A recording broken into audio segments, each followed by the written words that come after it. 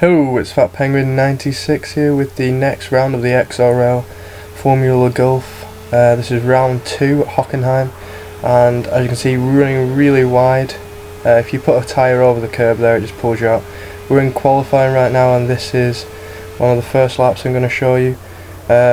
Just making sure to do a bit of teammate work there with Sam in front, doing a bit of slipstreaming along this long back straight here.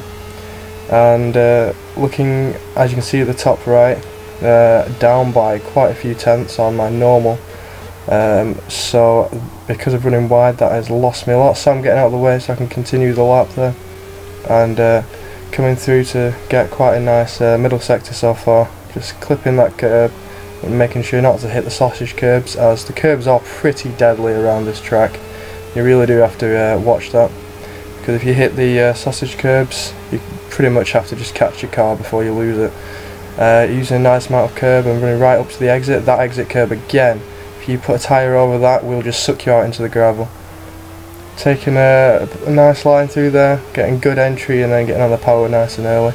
And coming into the final corner, just missing that apex a little bit and then going a bit wide, and that meant I had to come off the throttle, so about 2 tenths lost in that final sector there because of running over that curb. But that is a 0.6, I think, I can't even see. Anyway, this is another lap I did later on where I actually didn't mess up the first corner. Still losing about a tenth in that first corner, as I didn't really get the best line, taking a bit too much of the inside, not using and going right up to the exit curb.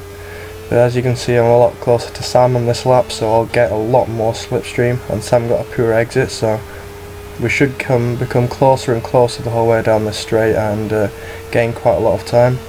But you can see from the relative in the top right how much time we've gained. Braking a bit too early though, and taking a bit too much inside curb in there. Making sure to watch the car when we went over that bump, as it can become quite loose. Losing a bit more time through that corner though, and not really nailing that corner either, so 2 poor corners right there, so losing a bit of time on the previous lap that we just had, we just saw. And then downshifting a bit too late there, so the car just understeered a bit mid-corner. So we're losing a bit of time the whole way through this lap so far, again going a bit too deep. Bringing the car back to try and lose as little time as possible. And then in this last sector we know there's a couple of tenths to find, but then we just go completely wide, invalidate our lap time. We were on target for a 0.2, never mind the time we could find in the final sector, but there you go. So second place, just 50 thousandths of a second off pole, and Sam just 1.5 tenths behind pole as well. So we'll have to see how our start is. It's been pretty poor in the past, and that was not very good either. You see a lightning start there from I think P4, who's now getting into second, and he just squeezes off the track a little bit. I think you can see from his steering lock that he picks up a bit of understeer mid-corner as he turned the wheel quite a lot to try and not squeeze us off, but some hard and fair driving right there. Giving a bit of room on the inside for a car.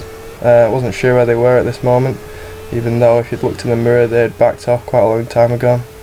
So just having a look at Sam in and battling there, trying to get into second place. That's my teammate on the inside there, taking the inside line, so he's moved into second, so he should be able to close the gap down to Doc in first, because both of our qualifying laps were not really where our practice times were.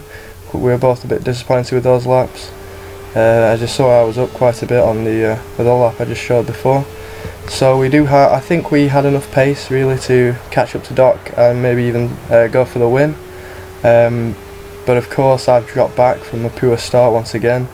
So I'm going to have to try and make my way past P3 as quickly as possible. Try and get back up there with the top 2, because the pace difference between the top 3 drivers is, as he goes so slow through there compared, go for the inside move and he just turns in us there. To be fair, it was a bit cheeky for me to go for the move, because I did knock him wide by giving him a tap up the rear, and that sounds a bit wrong. And then going for there, and as you see I had to really try and take as tight a line as possible and get off the throttle and tap the brake a bit to try and stop rear-ending the back of third, because there's quite a difference between pace, as I was saying before. It takes quite a tight line there, meaning we can't get on the throttle very much. And now we're under attack from P5, so we're going to try and shoulder barge our way into that slipstream ahead so we can stay ahead of P5, which we're able to do. Not really going for an attacking move here, more of a defensive line to take the inside, keeping it nice and tight so you can't get up or inside. And then the bump I was on about in qualifying there just knocked me a bit wide. I'm going to have to defend into this corner to hold on to the position, which I was able to do. But as you can see, that's built a nice gap up to P3, and you can see on the mini-map up at the top left already that the top two have broken away quite a bit. So we're going to have to try and close in, as P3 absolutely mucks the corner up there, just looks like he missed his turn in. And as you can see, there's quite a big pace difference. In qualifying, if you saw, the top three had quite a big gap over the rest of the field. So it's actually really difficult to battle with the drivers I'm around right at the moment, because well, their entry speed into the corner and their exit speeds are all completely different. So when you're with people that are all very similar pace, it's quite easy, because as we just put a tyre over that curb in the dirty air and it just pulls us out. As I was saying, it's quite easy because you all brake in a fairly similar area, you all get on the power at a similar area. But when there's quite a big pace difference, it's quite difficult just to kind of know what the other driver is going to do. As P3 takes quite a defensive line there, trying to make sure I'm not in the slipstream for this straight. He's lagging a little bit there, so we're going to have to take that into account. Not really going for an attack there, just making sure he didn't brake a lot sooner than we did into there. And really not driving splendidly, and really need to get past P3 sometime soon, because the longer, as I make a mistake there, just hitting that curb, it knocks us out a bit wide. As you can see, there's another gap to P3 again. But as I was saying, the longer I'm stuck behind P3, the bigger the gap is going to go to the top two, and it's going to make my life a lot harder to try and get into the top two positions in this race, which is where I was targeting myself to be in. So I'm going to have to try and make quick work of P3, as I have to turn out of that there, because as I was saying before, the entry and exit speeds are quite different between the drivers I'm around right now, and I didn't want to hit the back of him.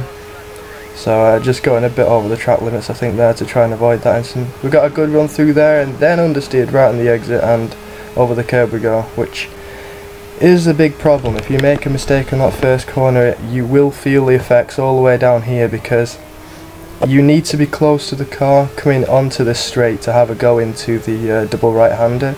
And if you make a mistake through that first corner, it gives them enough breathing space just so that they can stay ahead, which is exactly what P3 has got right now. So as he makes a bit of a mistake, locking up his rear, trying to brake too late, and we go for the inside, and there's contact there. As you can see, our cars are both glued together. As I think he just turned in on me. It's quite hard to see where the cars around you are, as you saw from me giving room to nobody on the first lap. As I completely forget to brake. Bit frustrated with that incident, as I dropped down to P8 for a bit, back into P7 now, as we got ahead of the guy that was in third earlier.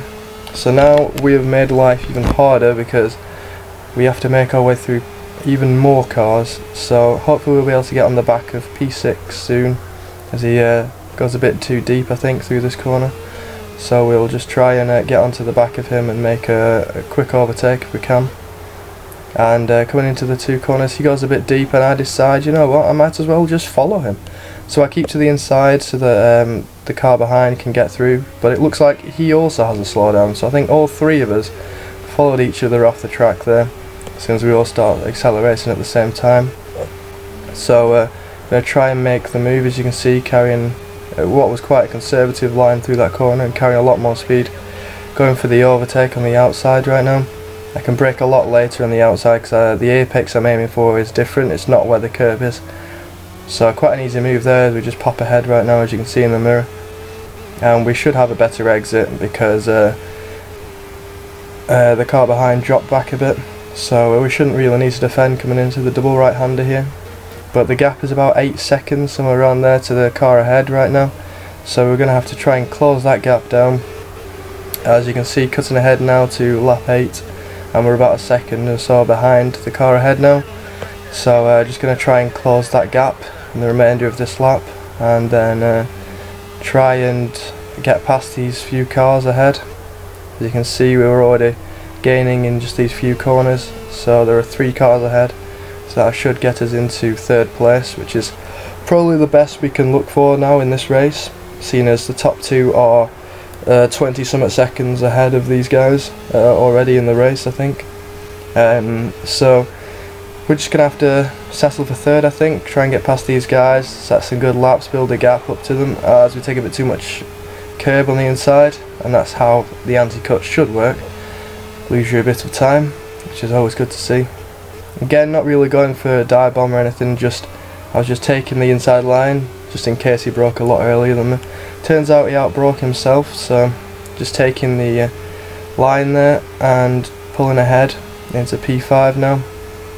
So we've got the 2 cars ahead, and looks like one of them's gone and outbroken himself. We're going to go straight up the inside, hopefully he won't turn in on us, and thankfully he doesn't, it gives us enough room. So just braking in and looking in the mirror, and we saw that he'd popped behind us, so we went for the apex there. It was quite close to our rear end, but thankfully there wasn't any incident there. We're able to move up into P4 now. So the final car we need to overtake to get into the podium positions now, and just gaining a bit of time, going a bit too deep, but not as bad as the car ahead, I don't think. So moving up towards the final 2 corners now, taking them quite nicely here, and yep, getting a bit too close to him, and I had to lift off the throttle there. I would have smacked straight into the back of him. I had a bit of miscommunication there. I thought he would go to the left, so I moved to the right, and he went to the right, so I had to move back to the left there. Thankfully we were able to keep out of all the problems there. But we're going to have a go at trying to overtake here again.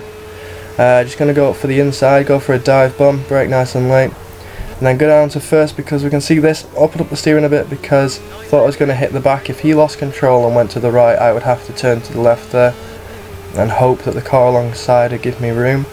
So I popped it down to first for a bit more manoeuvrability. Thankfully we've got the slipstream right now to stay ahead. Coming into the double right-hander, as you can see, closing in once again on the car ahead. And then, that was not a dive bomb, thankfully it gave me enough room. I was braking at my normal braking point, stupidly. I should have broken a bit earlier. Realised I was going to rear end him, so I just turned straight into the corner to try and avoid hitting the back of him. But that's put him offline, so we should have an easy around the outside move now. As you can see, just pulling ahead.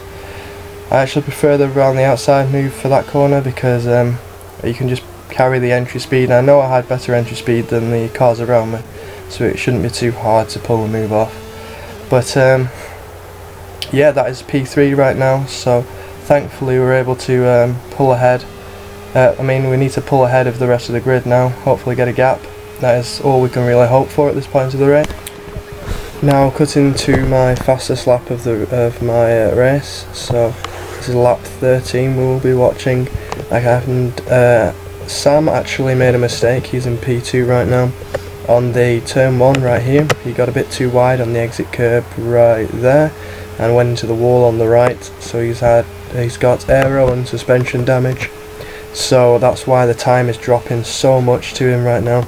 The gap was not that much, wasn't very much of a difference. I didn't really gain that much on the top 2 in these few laps, so it was looking like it was just going to be 3rd place, so I was going for the fastest lap right now around this part of the race when the tyres are still good and the fuel is a lot lower in the car, so the car is a bit quicker. But now that I've noticed that Sam has made a mistake, and he, as you can see, he's losing a lot of time all the way through this lap, so he's going to have to pit, because he's going to lose a lot more time if he doesn't, seeing as there are about 7 laps remaining of this race, 7 and a bit laps. So he's going to have to pit, and that means he's going to end up coming behind me, and maybe even behind a few of the cars, other cars behind me as well. So I'm pushing really hard now to try and build a gap so I can get a solid 2nd place, as that would be a good damage limitation after the first corner problems. So as we come across the line now to get a 23.295, I think it is. And as you see, that is how bad turn 1 is. Thankfully I was able to save it. Nearly did a copy of what Sam did, because Sam basically went wide on that exit curb and then it spat him into the wall. Thankfully I was able to save that, or that could have been my race over it as well. As you can see, the gap is pretty massive to Doc, so there's no point pushing, and it didn't really change. I had a gap over Sam. He managed to get ahead of the other cars behind, so I had a gap over Sam and a gap to Doc, so there's no point pushing now. Just make sure to come home in second place. I knew that Doc didn't have a very quick lap compared to the lap I did, and Sam's lap was slower than mine, so at this point I knew I had the fastest lap of the race so far. So second place is quite good, as you can see from me weaving there to show that how happy I was. As you can see there, the evidence that I got the fastest lap of the race. And cutting now to the round 2 results there, with the qualifying results, race, the times, all that, and you can see that I have the fastest lap. So for the drivers' standings, seeing as I have a first place and Doc has a first place and we both came second, I have 2 points ahead due to the fastest laps. But seeing as Sam came third and I came second, we are still ahead in the constructors. As always, thanks for watching. Please like if you enjoyed that, and sub for more Project Cars content.